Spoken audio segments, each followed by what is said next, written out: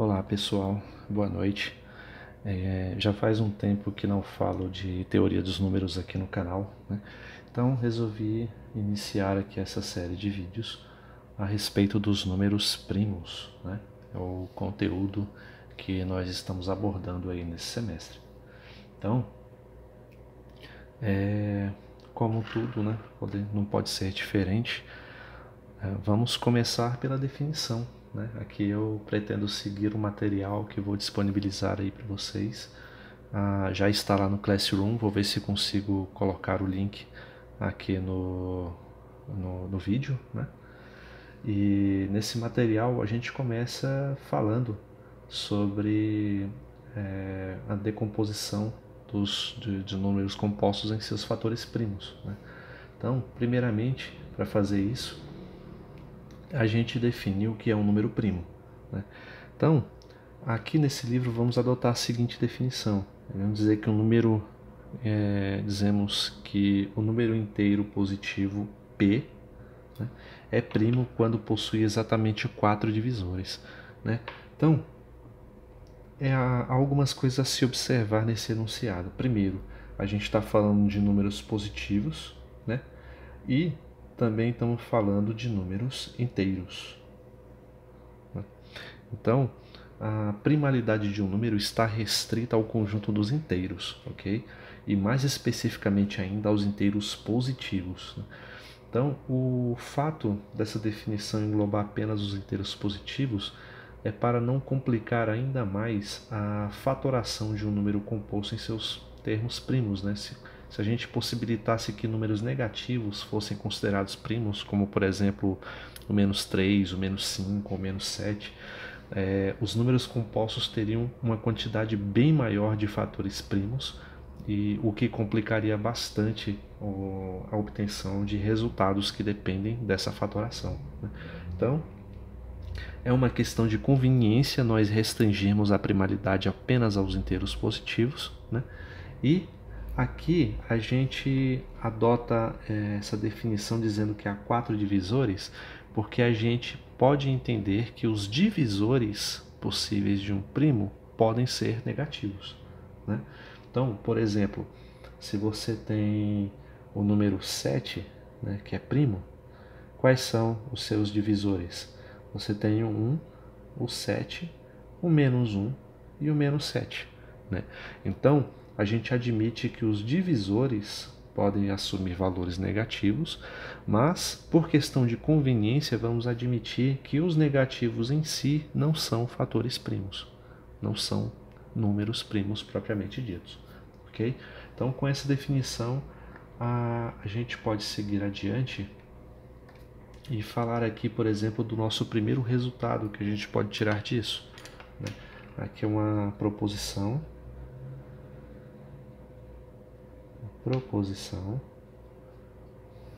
né, que diz assim: sejam os números A, B e C pertencentes ao conjunto dos inteiros, né, de tal forma que A e B são primos entre si,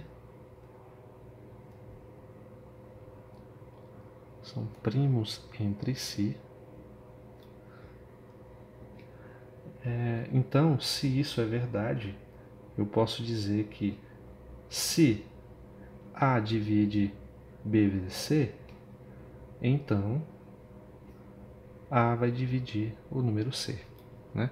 Então, aqui temos o conceito não apenas de primos, mas números que são primos entre si. O que isso quer dizer?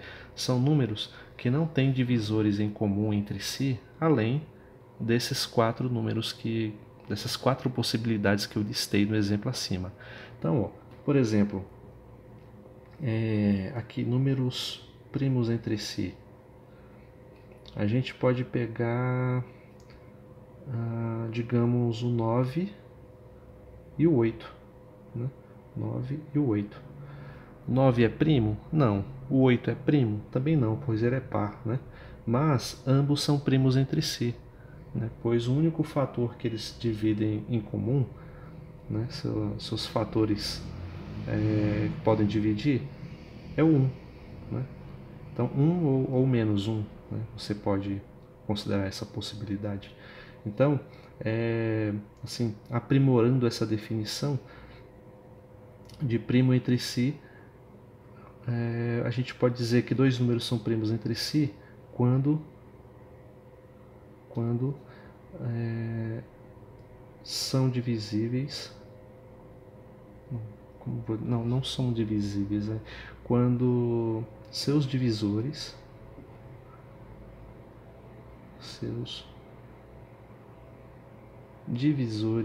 em comum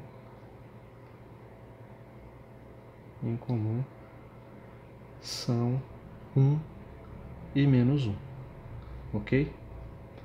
Então, ambos dividem por 1 e ambos dividem por menos 1 também, certo? Então, isso é o que eu quero dizer com primos entre si. Então, vamos com essa explicação, a gente pode partir aqui para a demonstração, né, dessa proposição que diz assim. Essa demonstração ela parte de um resultado que a gente ainda não falou, mas eu posso retornar a ele futuramente, que diz assim que você sempre pode encontrar inteiros, né? Digamos assim, x0 e y0 inteiros, né? De tal forma que você consegue escrever essa expressão aqui, ó, ax0 mais by0 igual a 1, onde a e b são esses números primos entre si, né? Então, como exemplo disso aqui, a gente pode colocar, digamos, 10 vezes 1 mais 3 vezes o menos 1. Por exemplo, o resultado disso é 1, né? Pois 10 e 3 são primos entre si. O 10 é o valor do A, o 3 é o valor do B, né? E 1 e menos 1 são inteiros quaisquer, né? E satisfazem essa igualdade. Então, sempre é impossível encontrar pares de números que satisfazem esse tipo de igualdade.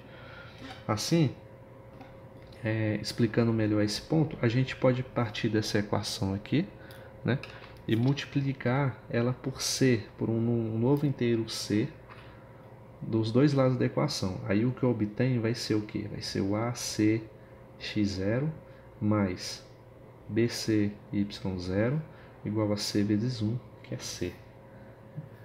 Ou ainda, a gente pode... Tá, isso aqui já é o suficiente para a gente fazer as nossas considerações. Então, a gente tem como a hipótese do problema que A divide BC, né? Então, ó, esse termo aqui, o BC, a gente consegue dividir ele por A, né? Então, a gente pode escrever assim, ó, se A divide BC, né? Essa é a minha hipótese. Eu já admito que isso é verdade, eu parto desse pressuposto, né? Então, se A divide BC, temos que as duas parcelas dessa soma aqui acima são divisíveis por A, né? Então, A divide BC, isso eu já admiti por hipótese. E o AC é divisível por A? Com certeza, pois a gente tem aqui um termo que está multiplicado por A. Portanto, ele também é divisível por A. A gente consegue dividir esse número aqui por A, né? Logo, portanto, o A divide o C. Já que o A divide as duas parcelas da soma, o A vai dividir esse resultado C, e é isso que eu queria demonstrar. Ok? Então, essa proposição ela fica como uma espécie de exercício do conceito de primalidade, e com isso a gente pode partir para uma próxima proposição que vai dizer o seguinte: seja P um número primo, seja P', vou colocar só assim para abreviar, né? E números B e C pertencentes aos inteiros, né? Então, parto aqui dessa primeira afirmação e vou admitir o seguinte, que se P divide BC, divide o termo B vezes C, então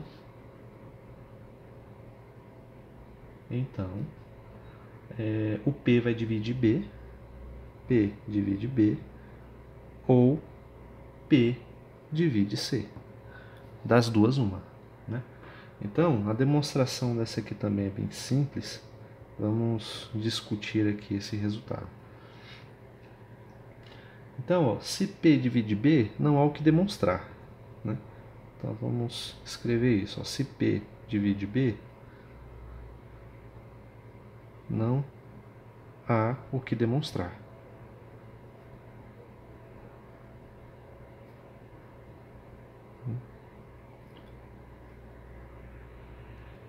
Então, por que de cara eu posso afirmar isso assim, sem fazer qualquer outra consideração a respeito? Porque eu estou olhando para o número BC, né? Produto de B e C. Então, se P divide B, tipo, não há o que fazer a respeito, né? Então, eu só estou admitindo aqui que seja P o número primo e BC o pertencente aos inteiros, né? Então eu estou admitindo que existe um inteiro primo que divide esse produto BC, né? Se o P divide qualquer um dos termos, sejam B ou C, acabou a demonstração, não há mais o que fazer a respeito, né? Por isso que eu falo que se P divide B, não há o que demonstrar, né? Então, assim, vamos admitir que P, né? Assim, então, admitindo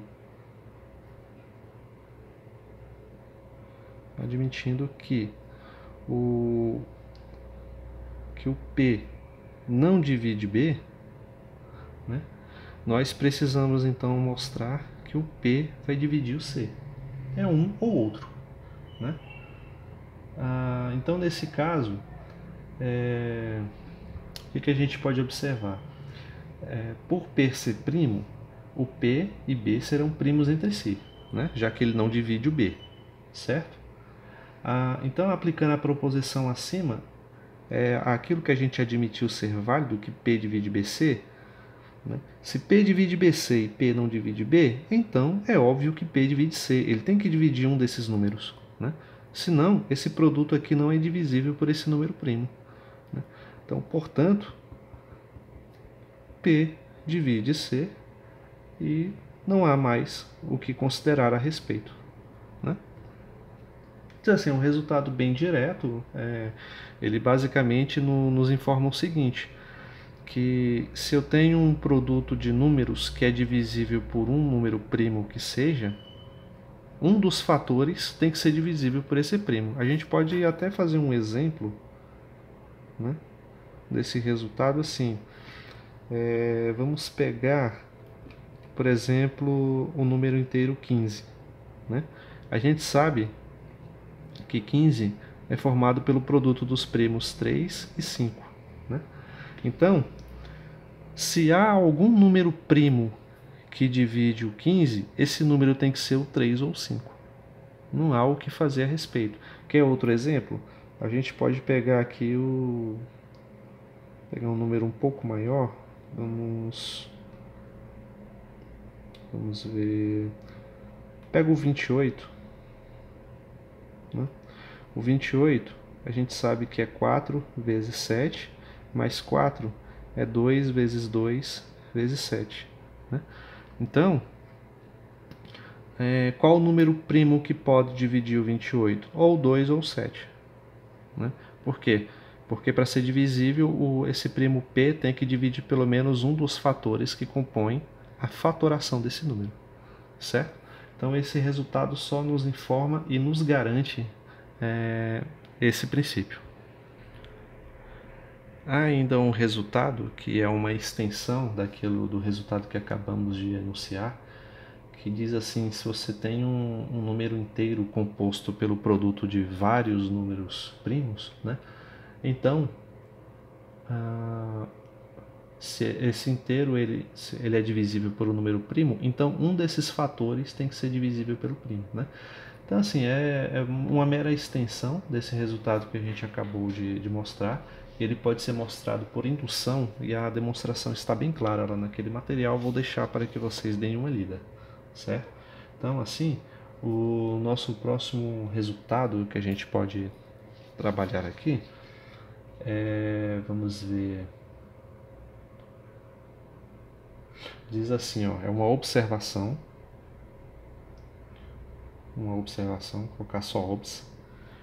Diz assim, seja n um número composto. Então, seja n composto. Então, o menor divisor de n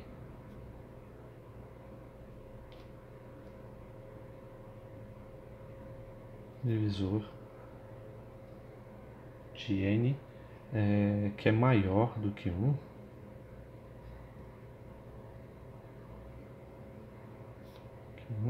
ele é necessariamente um número primo. É um número primo. Certo? Então, vamos ver. Isso aqui é fácil de você visualizar se você pegar um exemplo mais concreto. Como, por exemplo, sei lá, pegamos o número 120. Né? Os termos, né, que fatoram o número 120 são que ele divide por... Bom, fatorando você consegue obter os números, né? Fazendo a fatoração dele vai dar 2, os fatores primos, tá? O 2, o 3 e o 5, né? Mas o 2 ele vai aparecer 3 vezes, a gente pode colocar aqui 2 ao cubo, né? Além de ser divisível por 1, posso acrescentar aqui mais o 1 e o próprio número 120, né? Então, além desses fatores primos que podem se combinar em diversos produtos distintos, né, para formar outros termos, a gente tem o 1 e o 120. Então, o que esse resultado diz? 120 é um número composto, que é o meu n nesse caso. Então, o menor divisor de n, que é maior do que 1, né, como eu disse, o 120 é divisível por 1 e por ele mesmo, o maior divisor de n, que é maior do que 1, é um número primo. Né? Então, por exemplo, o menor divisor de n depois do 1 é quem? É o 2. E o 2 é primo. E ele é um dos termos que dividem o 120. Né? Então, aqui só para ilustrar a ideia dessa observação, o que ela está nos dizendo é isso. Né? Então, como podemos demonstrar esse fato? Né? Então, vamos fazer assim. Então, para começar a demonstração, a gente pode admitir o seguinte, que, vamos dizer, seja o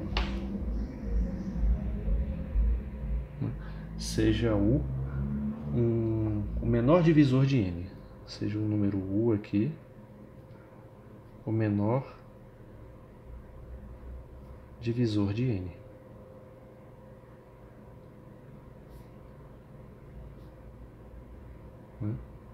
De tal forma que esse u ele seja, digamos, maior do que 2, né? Maior do que o menor primo possível, que é o 2, e ele também é menor ou igual a n menos 1. Né? E também vamos admitir a existência de um d que divide o u. Né? Então, e um número d que divide o u. Todos esses números que eu estou falando aqui são inteiros, tá? Então, por isso que eu não vou colocar lá número u, d, n, pertencendo aos inteiros. A gente já está partindo do pressuposto de que todos eles são inteiros, ok? Então, pela definição de divisibilidade, a gente vai admitir a existência de outros números inteiros v e q. Então, vou colocar aqui que existem v e q pertencente aos inteiros, tá? Só para ficar claro. Tais que eu vou ter n igual a u vezes v, né? E o próprio u, como o d divide o u, então o u ele pode ser escrito da forma d vezes q, certo? Então, dessa forma, como eu tenho que o n é u vezes v e o próprio u ele tem um divisor d, então ele pode ser escrito da forma d vezes q, eu tenho que n igual substituo U pelo seu termo D vezes Q, né? D vezes Q vezes V. E ao fazer essa substituição, surge a seguinte observação, que eu assumi que o D divide o U, né? Então, ao ser colocadas essas considerações aqui iniciais, eu posso substituir o valor de U aqui nessa expressão do N e observar que o D também é um divisor de N, né? Então, ó, isso me leva à conclusão de que o D também divide o N. Ele divide o U e também divide o N, né? Então, mas como o U, eu estou admitindo que ele é o menor divisor possível de N, eu tenho necessariamente que ter o U menor ou igual a D, né? Isso é por construção. Se eu estou dizendo que o U, né, é o menor divisor possível, então ele tem que ser menor do que esse D que divide o N também, certo? Então agora, o que a gente pode concluir disso? Então, a gente pode concluir que dessa construção que fizemos, o U, por ser considerado como o menor divisor de N, né, ele tem que ser menor do que esse D que divide o N também, né, certo? Porém, a gente também admitiu que existe um D que divide o U. Se existe um D que divide o U, se D divide o U, então, se ele é um divisor de U, ele tem que ser necessariamente menor ou igual a U. Mas, olha o que eu estou afirmando. Eu estou afirmando que U é menor ou igual a D e que D é menor ou igual a U, né? Disso daqui eu só posso concluir uma coisa, que o U é igual ao D, né? Eles são um termo só. Então, logo, o único divisor de U que é maior do que 1 é o próprio U, o que significa que U é primo. E assim o nosso problema está encerrado. Eis a conclusão, certo? Então, assim, eu sei que são muitas considerações a fazer, eu peço que vocês deem uma olhada direitinho no que está sendo proposto, né? E façam passo a passo dessa demonstração para assimilar melhor, ok? Uma outra observação a ser feita, logo a seguir, eu acho essa bem interessante, é que diz assim, que se N é composto, né? Novamente N é um número composto. Número composto, relembrando, significa que ele é formado por um produto de números primos, né? Então, se N é composto e P é o menor divisor, de N,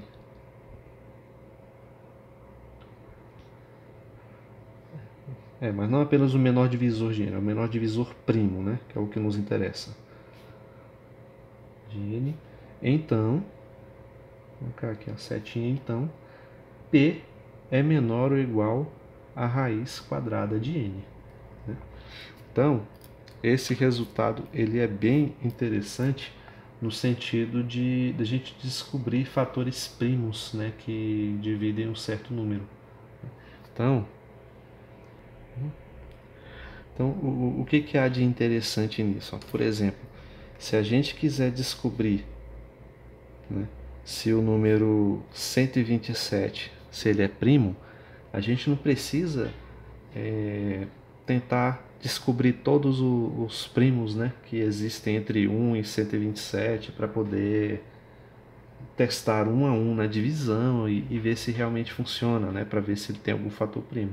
Não, basta você calcular a raiz quadrada de 127, né? Aqui, ó, a raiz quadrada de 127 deve dar aí algo em torno a 11,27.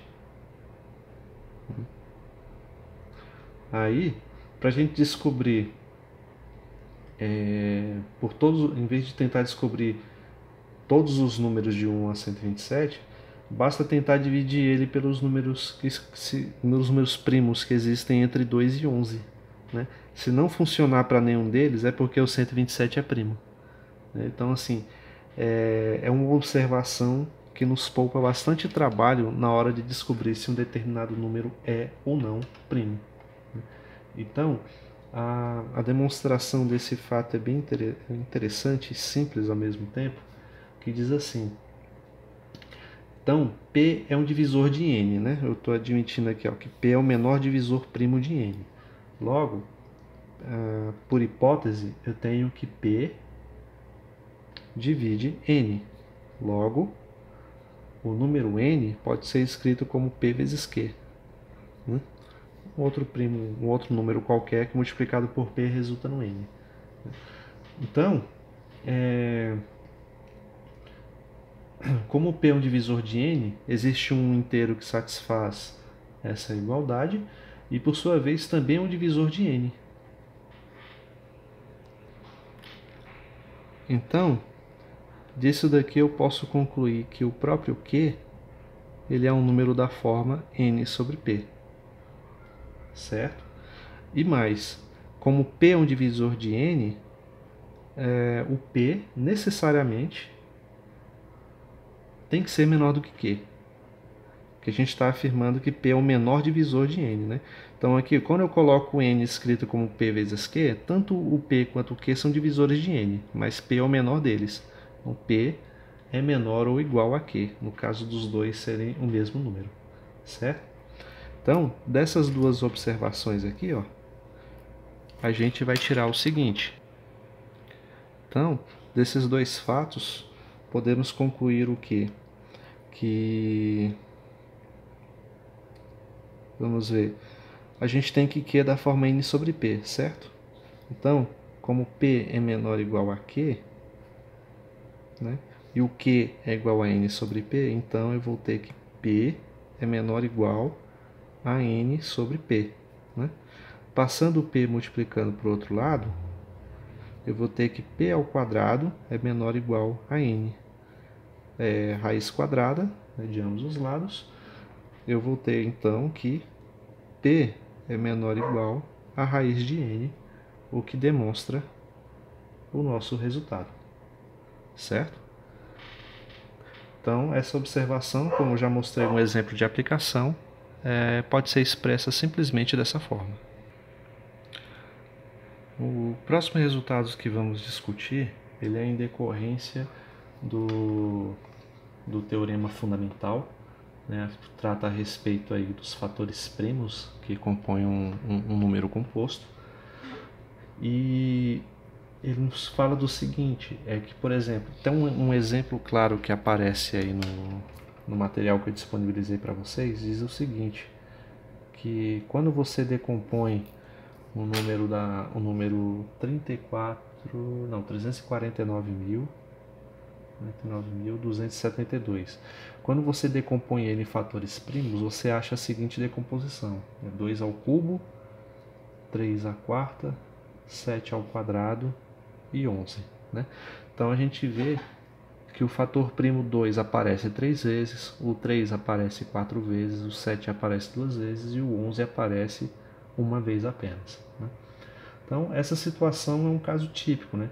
Na verdade, a decomposição de um número inteiro na forma indicada pelo teorema fundamental, provavelmente haverá a repetição de vários números primos. É o que vai acontecer normalmente.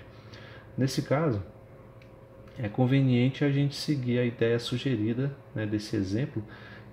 Em vez de a gente representar um número primo n como se fosse n igual a P1 vezes P2 vezes P3 até um termo P, sei lá, PT, né, qualquer. Então, uma forma mais realista, por assim dizer, que engloba mais casos, é a gente colocar determinadas potências como A1, A2, A3 em cada um desses termos primos, né? Porque, como a gente mostrou aqui através desse exemplo, o mais comum é esses fatores se repetirem várias e várias vezes na decomposição, né? Então isso acaba englobando a quantidade maior de casos. Logo, isso nos leva ao seguinte corolário que aparece aí no material de vocês, que diz assim: então, seja n um inteiro, né, com n maior do que 1. certo? Então, se existe esse número n, existem números P1, que é menor do que P2, que é menor do que P3, que é menor do que PT qualquer, e os inteiros positivos, e a gente pode colocar aqui A1, A2, AT qualquer, tal que esse n é escrito dessa forma que eu coloquei aqui em cima, P1 elevado a 1, P2 elevado a 2, até o PT elevado a AT. Né? Então, é uma forma mais geral de se dizer isso. E qual é a ideia, né, por trás? Qual é a relevância da gente representar um número primo dessa forma? É que com isso a gente pode descobrir a quantidade de divisores positivos de n. Né? Então, a gente pode até colocar aqui essa observação. Com isso a quantidade de divisores positivos,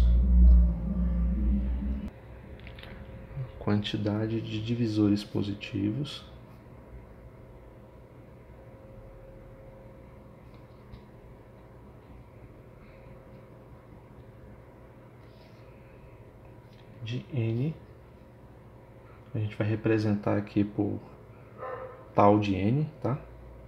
Essa quantidade, ela é dada por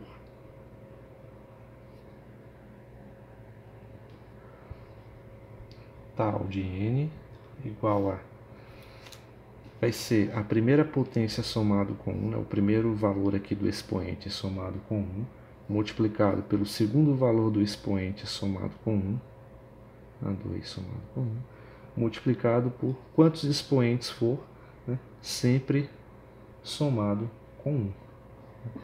Então, olha só um exemplo interessante onde a gente pode aplicar isso. Né? Vou colocar aqui outro exemplo. A fatoração dos números 954 e 648. Então, vamos fatorar aqui, ó, 954, quando a gente faz lá as divisões sucessivas, obtemos o seguinte: os fatores primos 2, 3 e 53. Né? Então ele só tem esses três fatores primos. Porém, o 2 ele aparece só uma vez, o 3 aparece duas vezes e o 53 aparece uma vez. Da mesma forma, o número 648 ele é decomposto entre os números 2 e 3. Né? Mas é claro que não é só 2 vezes 3. Né? É o 2 que aparece 3 vezes e o 3 que aparece 4 vezes. Né? Então, se em vez de calcular todas as possíveis combinações aqui para descobrir quantos divisores o 954 tem, né, divisores positivos apenas, tá? Que fique bem claro, eu vou representar assim, ó. Vou fazer aqui de caneta preta. O D de 954 vai ser o que? Vai ser 1 mais 1, utilizando essa fórmula aqui, ó. O primeiro expoente somado com 1, então vai ser 1 mais 1, multiplicado por o segundo expoente, né, que é o segundo expoente somado com 1, no caso é o 2 mais 1, multiplicado pelo terceiro expoente somado com 1. O terceiro expoente é 1, somado com 1, a gente sabe que vai dar 2. Então aqui vai ser 2 vezes 3 vezes 2. Então 6 vezes 2 dá 12. Então, sejam quais forem os divisores de 954, divisores positivos, eles são no total de 12. Né? Há várias situações, problemas aí, onde a gente só precisa saber o número de divisores e não quem eles são exatamente. E é por isso que esse resultado é tão interessante, nesse sentido. Né? Então, quantidade de divisores positivos do 648 é a mesma ideia. O primeiro expoente, que é o 3, somado com 1, multiplicado pelo segundo expoente, que é o 4, somado com 1. Então, eu vou ter 4 vezes 5, 20. Então 648 tem 20 divisores. E vocês podem observar no material que está disponível para vocês, que lá ele discrimina exatamente quem são os divisores de 954 e de 648, e a gente de fato verifica que 954 tem 12 e o 648 tem 20 divisores positivos, certo? Então, com isso, a gente encerra esse vídeo por aqui, né? Estarei postando logo em seguida um vídeo falando sobre máximo divisor comum e a sua relação com a fatoração dos primos, ok? Então, até lá e bons estudos!